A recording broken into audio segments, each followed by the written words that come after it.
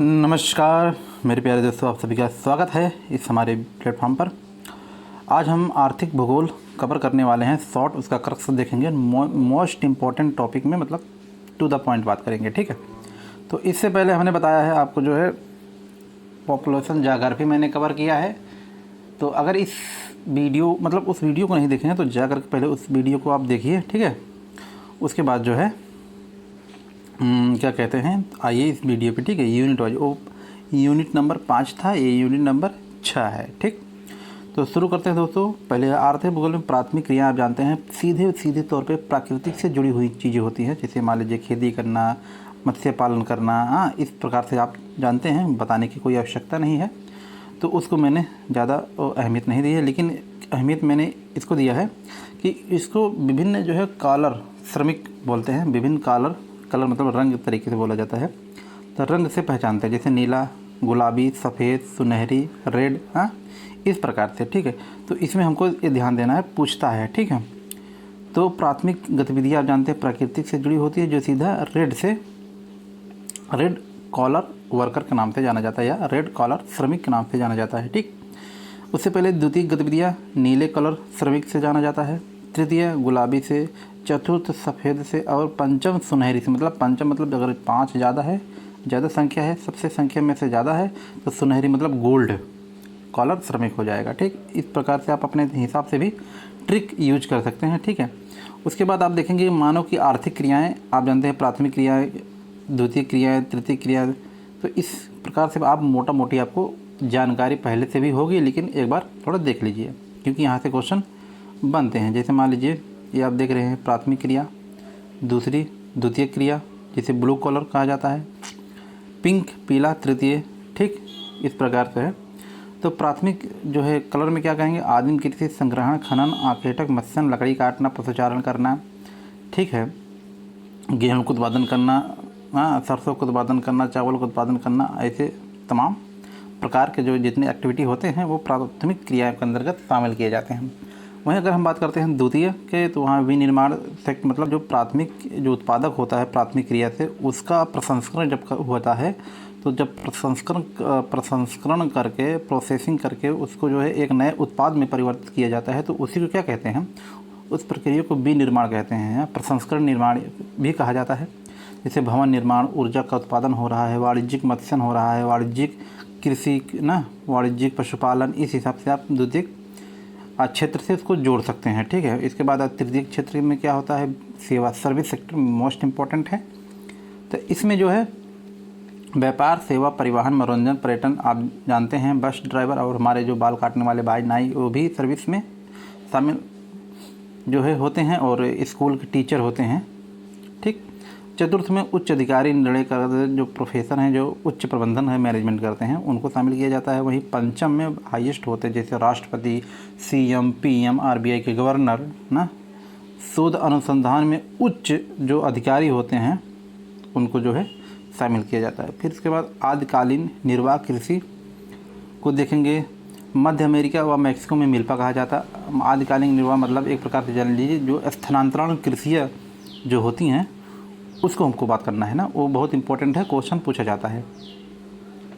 तो मध्यम इसको मतलब जो मैं ये बना रहा हूँ वीडियो, इसको तो कम से कम पूरा याद ही होना चाहिए, पूरा एकदम याद होना चाहिए। कुछ याद रहे चाहे ना रहे, तो ये बहुत ही ज़्यादा इंपॉर्टेंट है आप सबके एग्ज़ाम के लिए, ठीक है। तो मध्य अमेरिका व मैक्सिको तो मिल्पा वहाँ होता है। अब मलेशिया व इंडोनेशिया में लदांग होता है। उत्तरी पूर्वी भारत में झूमिंग होता है, ठीक। उसके बाद वियतनाम में रे होता है, मेडागास्कर में तवी होता है, कांगो में मसोल होता है, पश्चिमी अफ्रीका में लोगान होता है, ब्राज़ील में रोका होता है, फिलीपींस में कैनिन होता है, म्यांमार में टोंगिया होता है, श्रीलंका में चिन्ना होता है। तो इसको सभी मतलब ये सभी जो है आपको याद होना बहुत ही ज़रूरी है। शीतोष्ण घास के कुछ मैदान हैं उसको याद करना, जैसे यूरेशिया में स्टेपी है, उत्तरी अमेरिका में प्रेरी है ना, प्रेरी है, अर्जेंटीना में पंपास है, कट गया है लेकिन पंपास है, दक्षिण अफ्रीका में विल्ट्स है, ऑस्ट्रेलिया में डाउन्स है, न्यूजीलैंड में कैंटरबरी है, हंगरी में पुस्टाज है, ठीक। ये सब आपको याद होगा, लेकिन अगर नहीं है तो उसको याद कर लीजिए दोस्तों, ठीक है। कोयले के भंडार का एवं उत्पादन जो अमेरिका में आप जानते हैं संचित भंडार की दृष्टि से इसका जो है पहला स्थान आता है। भंडार इसके पास बहुत ज़्यादा है, ठीक है। अलास्का वाला क्षेत्र ना, अपलेशियन वाला क्षेत्र, पेंसिल्वेनिया जो पश्चिमी पेंसिल्वेनिया वाला क्षेत्र है वह जो है वहाँ पर बहुत सारे जो है कोयले का भंडार पाया जाता है। तो आज ये मतलब पॉइंट में हम देखेंगे अपलेशियन कोयला क्षेत्र, पश्चिमी जो है पेंसिल्वेनिया या उत्तरी क्षेत्र, पीट्सबर्ग क्षेत्र, अटाकामा का दक्षिणी क्षेत्र, मिसिसिपी मिसौरी क्षेत्र, मैक्सिको का खाड़ी मतलब जो तटीय क्षेत्र है उसमें, और कोलंबिया नदी घाटी जो प्रशांत महासागर का तटीय क्षेत्र है कोलंबिया का, वहाँ पे, और रॉकी पर्वत के पूर्वी ढालों पर कोयला का भंडार पाया जाता है। वहीं अगर हम चीन की बात करें दोस्तों, तो चीन जो है संचित जो भंडार की दृष्टि से इसका दूसरा स्थान आता है अमेरिका के बाद। इसमें कहाँ कहाँ मिलता है कोयला? सांसी, सेंसी, चेजवान ना, कांस क्षेत्र, मंचूरियन क्षेत्र, शॉर्ट्स, ये पता नहीं क्या क्या कहाँ कहाँ का नाम आ जाता है भाई। शॉर्ट्सुंग प्रायद्वीप है, हुनान है, हवाई है, ठीक। ये सब जो है जितने भी उल्टा पुल्टा नाम है समझ लीजिए चाइना जापान का ही है। तो इसको दोस्तों ध्यान में रखेंगे। उसके बाद पूर्व सोवियत संघ के कोयला क्षेत्र में देखेंगे दोनबास, कजबास, तुला, मास्को, भूसल पर्वतीय क्षेत्र, साइबेरिया क्षेत्र, ठीक। अब आते हैं कजाकिस्तान में। कजाकिस्तान में आप देखेंगे कराकंदा प्रदेश है, उज्बेकिस्तान में ना फरजाना बेसिन है, यूक्रेन में दोनबास कोयला क्षेत्र है। ऑस्ट्रेलिया का कोयला क्षेत्र देख लेंगे, न्यू साउथ वेल्स है, क्वींसलैंड की बिटुमिनस कोयला के खाने हैं, मतलब वहाँ बिटुमिनस कोयले मतलब पाया जाता है। कितने प्रकार के कोयला होते हैं? आप कहेंगे 4 प्रकार के। पहले नंबर पर कौन है? एंथ्रेसाइट। दूसरे नंबर पर कौन है? लिग्नाइट। तीसरे नंबर पर कौन है? बिटुमिनस। चौथा नंबर पर कौन है? पीट, ठीक। तो सबसे अच्छे प्रकार के कोयला को मतलब किसे कहा जाता है? उसको कहा एंथ्रेसाइट को कहा जाता है, ठीक है। तो यूरोप में कोयला क्षेत्र आइए देखते हैं। जर्मनी में रूर है, सौर है, सैक्सनी है, साइलेसिया है, इस प्रकार से है। और उसके बाद ग्रेट ब्रिटेन में पिनाइन्स समूह है, लंका सागर है, यार्क डर्बी है, नॉटिंघमशायर क्षेत्र है, नॉर्थम्बरलैंड है, डरहम क्षेत्र है, मिडलैंड है, उत्तरी क्षेत्र है, और दक्षिणी वेल्स है, ब्रिस्टल कोयला क्षेत्र। ये सब जो है तमाम जो क्षेत्र हैं कोयले का है, ठीक है, ग्रेट ब्रिटेन में। फ्रांस में मोटा मोटी देखते हैं नॉर्द है, पास दी कैले है, लारेन है, मोसेल है, ठीक। विश्व में कोयले के जो प्रमाणित जो भंडार है, तो सबसे पहले जो भंडार आपके पास जैसे मैंने कहा प्रथम स्थान पर कौन है? यूएसए है। दूसरे स्थान पर कौन है? चीन है। तीसरे स्थान पर कौन है? रूस है। चौथे स्थान पर कौन है? ऑस्ट्रेलिया है। और 5वें नंबर पर भारत आता है संचित भंडार में, ठीक।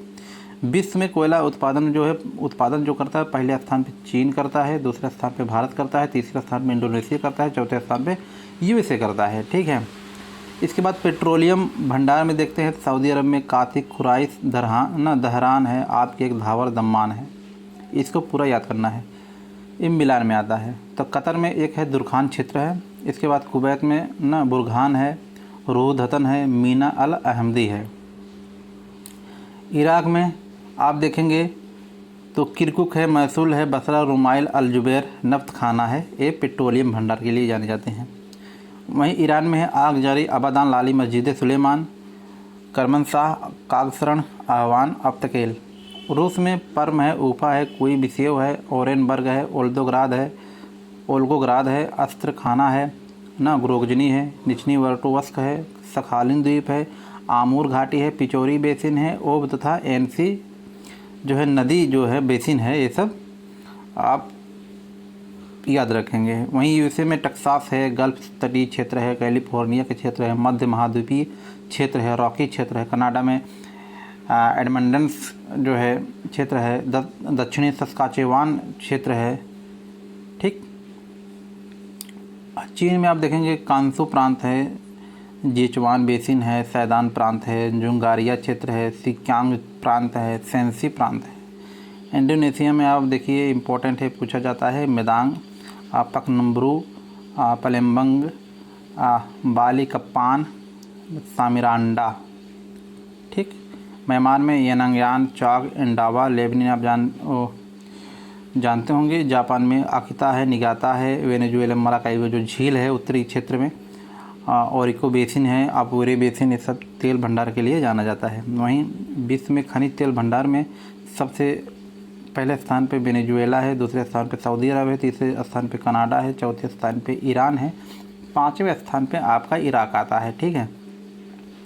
और कुछ सम व्यापारिक गुट हैं जैसे WTO, इसमें 2-3 इम्पोर्टेंट जानना, स्थापना कब हुआ है, कितने मेंबर हैं, उसका मुख्यालय कब हुआ। जैसे मान लीजिए कि इसका स्थापना 1995 WTO हुआ था, लेकिन इससे पहले इसको जो है गेट्स के नाम से जाना जाता था, General Agreement on Tariff and trades.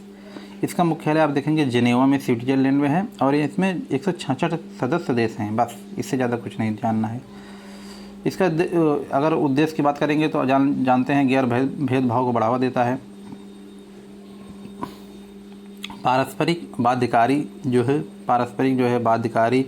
एवं लागू करने योग्य प्रतिबद्धताएं हैं, पारदर्शिता को है, सुरक्षा वाल भी इसको क्या कहा जाता है। अंगटाट देखते हैं union nation conference on trade and development. इसका स्थापना 1964 में हुआ था, मुख्यालय जिनेवा में है। वर्तमान सदस्य जो है 195 है। भारत अंगटाट का संस्थापक सदस्य रहा है, इसको आपको याद रखना, स्टेटमेंट में पूछा जाएगा। और यह कुछ रिपोर्ट जारी करता है, जैसे व्यापार एवं विकास रिपोर्ट, विश्व निवेश रिपोर्ट, प्रौद्योगिकी एवं नवाचार रिपोर्ट कौन जारी करता है, अंगटाट। ठीक। इसके बाद आते हैं विश्व आर्थिक मंच में, वर्ल्ड इकोनॉमिक फोरम, स्थापना 1971, मुख्यालय जिनेवा में।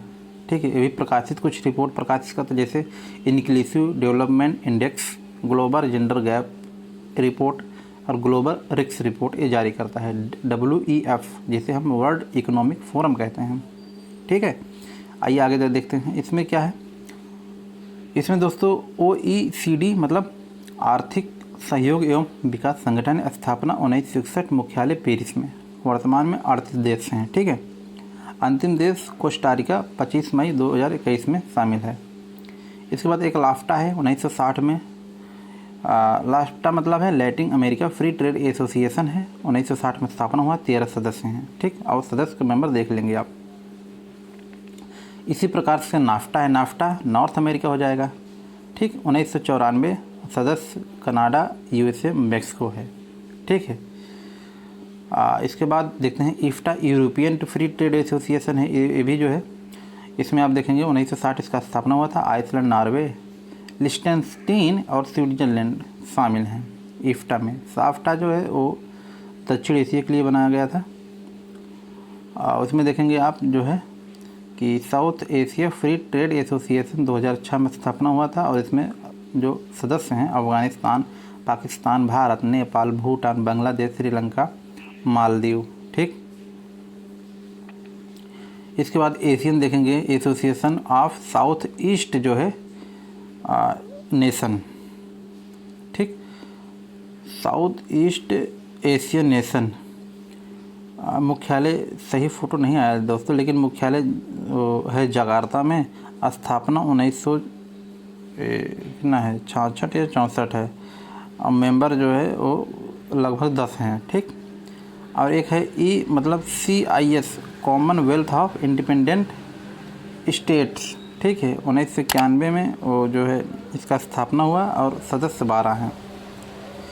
नाटो को देखिए, नॉर्थ अटलांटिक ट्रीटी ऑर्गेनाइजेशन है, मुख्यालय 1949, स्थापना 1949 में, सदस्य 32 हैं, मुख्यालय ब्रुसेल्स, बेल्जियम में है। और ब्रिक्स का जो है स्थापना 2009 में हुआ था, मुख्यालय शंघाई में है, सदस्य 10 हैं। इसके बाद स्थापना किसका है, NBD, न्यू डेवलपमेंट बैंक, स्थापना 2014 में, मुख्यालय शंघाई में। ठीक है। और इसमें क्या दिया गया है, ब्रिक्स के छठे शिखर सम्मेलन में बैंक की स्थापना के लिए फोर्टालेखा घोषणा पत्र लाया गया था। ठीक। वहीं अगर हम बात करते हैं BIMSTEC, Bay of Bengal Initiative of Multi Sectoral Technical and Economic Corporation, तो स्थापना 1997 में है, मुख्यालय ढाका में है। और आप सदस्य देख लीजिएगा, भारत, नेपाल, भूटान, बांग्लादेश, श्रीलंका, म्यांमार, थाईलैंड। ठीक। इसके बाद IORA है, इंडियन ओशन रिम एसोसिएशन है, 7 मार्च 1997 की स्थापना हुई थी, और यह हिंद महासागर के तट पर स्थित 23 देशों का क्या है, संगठन है, एक आर्थिक जो है संगठन, इसको हम कह सकते हैं। ओपेक जो पेट्रोलियम भंडार के लिए जाना जाता है, तो Organization of Petroleum Exporting Country है, स्थापना सितंबर 1960 में हुआ था, और मेंबर कितने हैं टोटल? 14 मेंबर हैं। और मेंबर को देख लीजिएगा अपने हिसाब से, ठीक। इसके बाद एक ओपेक प्लस आता है, मतलब ओपेक प्लस मतलब यह ओपेक सदस्य और विश्व के 10 प्रमुख गैर ओपेक, जो मतलब ओपेक के सदस्य नहीं है, उनको भी तेल निर्यातक देशों का गठबंधन है, उनका भी जो है गठबंधन है, और जिसमें अजरबैजान, बहरीन, ब्रुनेई, मलेशिया, रूस, कजाकिस्तान, मैक्सिको, ओमान, दक्षिण सूडान और सूडान को शामिल किया गया है। वहीं हम बात करते हैं OPEC Asia Pacific Economic, APEC है ना, एशिया पैसिफिक इकोनॉमिक कॉरपोरेशन है, स्थापना 1989 में, मुख्यालय सिंगापुर, सदस्य 21 है। जीसीसी गल्फ कोऑपरेशन काउंसिल है, स्थापना 1981 में, मुख्यालय रियाद में अर्थात सऊदी अरब में है। यह मध्य पूर्व या पश्चिमी एशिया देशों का एक जो है क्षेत्रीय संगठन है, जिसमें कुवैत, ओमान, कतर, सऊदी अरब, यूएई और बहरीन शामिल हैं। फिर एक संगठन दोस्तों आता है SCO, शंघाई सहयोग संगठन, स्थापना 2001 में, मुख्यालय बीजिंग चीन में है। इसमें 10 सदस्य हैं, आप इसको देख लीजिएगा, ठीक। इसके बाद RCEP regional comprehensive economic partnership, इसमें क्या है? इसमें आसियान सदस्य, मतलब जिसमें 10 मेंबर हैं, और प्लस चीन, जापान, दक्षिण कोरिया, न्यूजीलैंड और ऑस्ट्रेलिया को शामिल किया गया है। फिर एक TPP आता है, ट्रांस पैसिफिक पार्टनरशिप समझौता, 2016 में, सदस्य 12 हैं, ठीक। एक TBSA होता है, इंडिया, ब्राज़ील, साउथ अफ्रीका, स्थापना 2003 में, और सदस्य आप जानते हैं कि भारत है, ब्राज़ील और दक्षिण अफ्रीका है। एक है बेसिक, अब बेसिक में क्या है? स्थापना जो है 2009 में हुआ था इनका, और सदस्य आप देख लीजिए ब्राज़ील, दक्षिण अफ्रीका, भारत, चीन, ठीक। उद्देश्य क्या है? जलवायु परिवर्तन से संबंधित वार्ता में एक दूसरे का सहयोग करना है। वहीं सार्क है, जो बहुत ही इंपॉर्टेंट टॉपिक है, सिलेबस में भी है अपने, south Asian association for regional corporation, स्थापना 1985 में, मुख्यालय काठमांडू, नेपाल में, सदस्य अफगानिस्तान, पाकिस्तान, भारत, नेपाल, भूटान, बांग्लादेश, श्रीलंका, मालदीव। एक आता है दोस्तों एशियन डेवलपमेंट बैंक, तो स्थापना